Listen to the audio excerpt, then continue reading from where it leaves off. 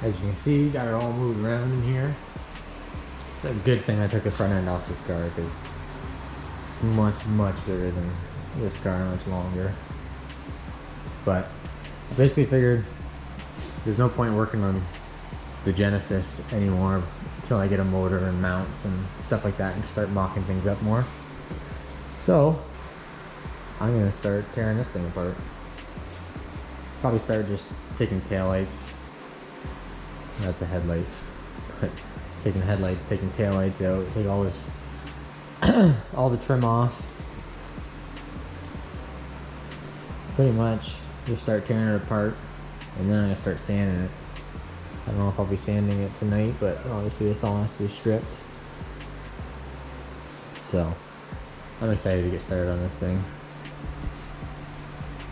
I really want this thing like done and driving, like painted by spring. That'd be cool. You like this car? Yeah. There we go.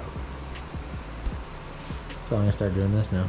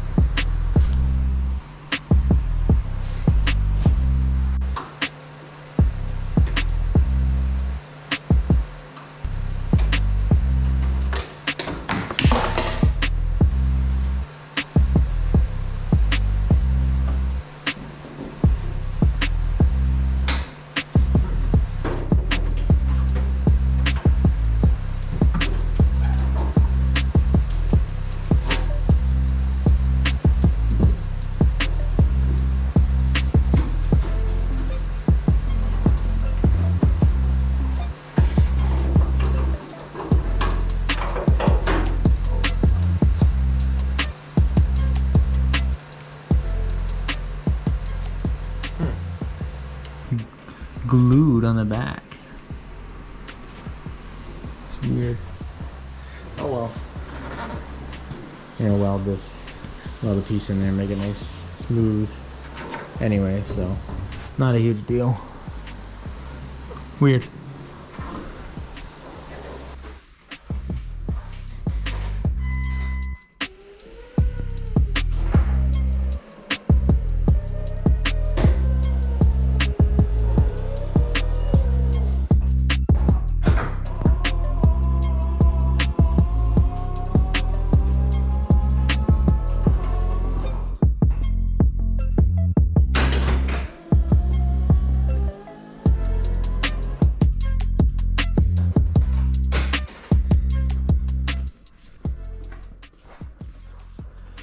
Now that the roof is up, I'm trying to figure out how to get this molding off here, this molding off here. Look at that rubber, this rubber. Hopefully it doesn't all just break. Same with this one too. Take the mirrors off, take this cat whisker off, take this one off. See this rubber, somebody spray painted all over when they did the roof. So I'll take that out and hopefully clean that. So that looks like I got the screws in here for this rubber, then you pull the rubber out, and then there's the screws up here for that molding. Same back there. I don't know how I'm gonna get to those ones, but I'll figure that out. And then this should come right off. Probably the same thing with this one. And I know it's the same thing up here. You just pop this rubber out. Yeah, pretty standard. It's in there.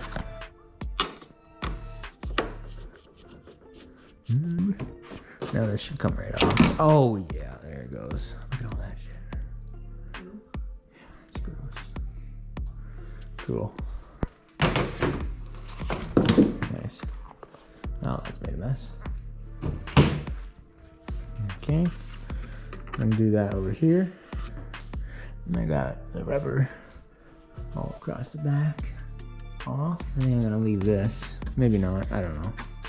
It's not really affecting anything, but I'll take this off. And then go to the other side. I made some pretty good progress. I didn't really take any videos, but I got like this trim off. All this rubber in here, rubber in here. So this is pretty cool. I'll pretty much be able to paint this thing all together, which is good because I didn't want to have to start taking apart like the whole roof and like back glass mechanism, paint everything separately. So that's cool because there's huge gaps, so the paint will get in there no problem. Like same with up here. So that won't be an issue at all. I was a little worried about that, but I'm just doing this for future reference when I go put this back together. These are the stoppers. I kind of had them like way down according to the slot.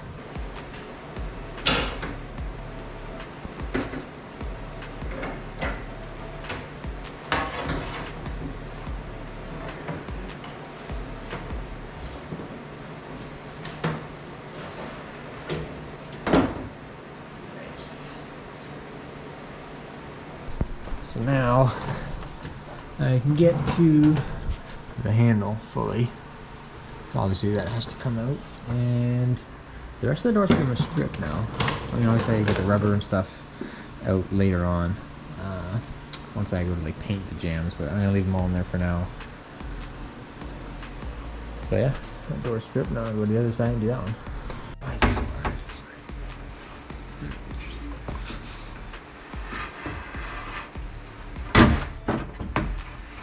Do that.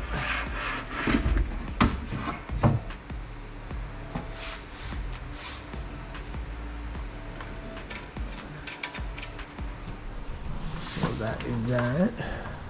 Just gotta take this handle out. Also, I didn't really show it, but this cat whisker, like this top molding, these clips, these little plastic clips, they break super easy.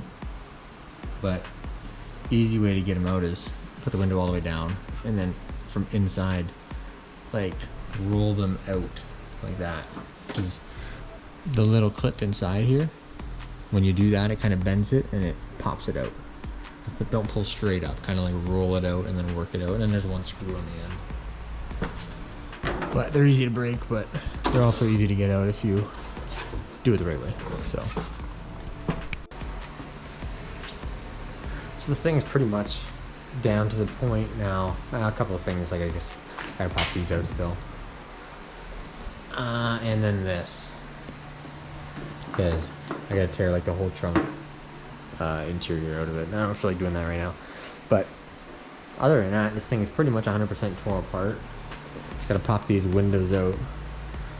I'm super nervous about that because obviously like this one, it's like varietta only, so I don't even know if I don't know. You'd have to find like a parts car if that broke, and then who knows if that'll break. So I think it'll be okay because it's such a small window. Hopefully it won't break when we pull it out, but this rubber is like rock hard, so it's got to come out for sure. And it butts up right against the paint. You can see somebody's already painted it, and that's where they taped it off at. So it'd be a huge edge if I did that with what I plan to do with this. So, and then same with the front. The front's actually a replacement, brand new window. So Usually with the aftermarket glue is easier to get off than the factory stuff that's been in there for 20 years. So hopefully that's the case with that. I'm just gonna continue, bag and tag all this stuff, and then I'm gonna hopefully throw it all upstairs so it's out of the way, and because I'm not gonna need anything until I guess I put the car back together pretty much. So everything is labeled and now bagged. See all the different types of screws. This is like the most important part of doing a complete, I don't know, anything, paint job, whatever. You tear something apart. It's so easy to just label exactly what the stuff is. And then you put it back together and you don't have to guess. So, yeah, it's a lot of stuff, but it's the only way of doing it right.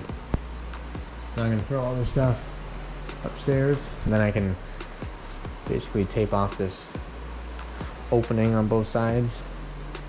Obviously close this.